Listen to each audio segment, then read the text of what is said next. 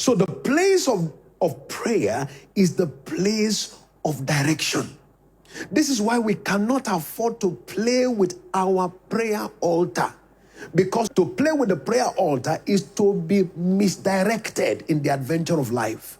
Now listen, the Bible says that there is a way that seems right unto a man, but the end of it are the ways of death. One way, it looks right, but inside it are many destructions. There is a way that seems right. Proverbs 14 and verse 12. But the end of it are the ways of death. It is repeated in Proverbs 16 and verse 25. There is a way that seems right, but inside of it, there are diverse ways of death, of destruction. So that means that it looks right does not make it right. There are so many people that have damaged destiny by what looked like opportunity. Is somebody getting what God is saying?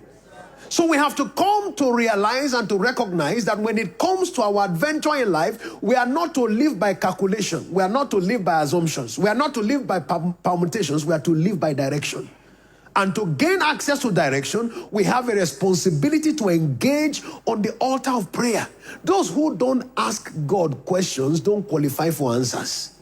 This is why if we are going to gain access to direction, we must be committed on the altar of prayer. Years ago, I was with God's servant, my father, Bishop Oyedepo. We were away for some days. And he would come out in the morning and say, the Lord said this. In the afternoon, the Lord said this. In the evening, the Lord said this. The next morning again, the Lord said this. So one of the days, I just became very concerned. I went back to my room. I said, Lord, why are you talking to him all the time? In the morning, he said, you just said this. Afternoon, we are still struggling to hear the first one, the second one. Why is it that he's coming and he's saying, the Lord said this, the Lord said that? I was agitated in my spirit. Why do you talk to some people more than others? He gave me a simple answer we never forget. He said, because he asked me questions. Many of us just go by assumption. We don't ask questions. We don't ask questions. Even who to marry. I just like this girl. You just marry her.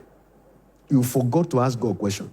You forgot to ask. You see, direction comes to those who seek it. And in the life of Jesus, we saw that the altar of prayer was the altar of direction. This year, you will live by precision. Your life will not be confused this year.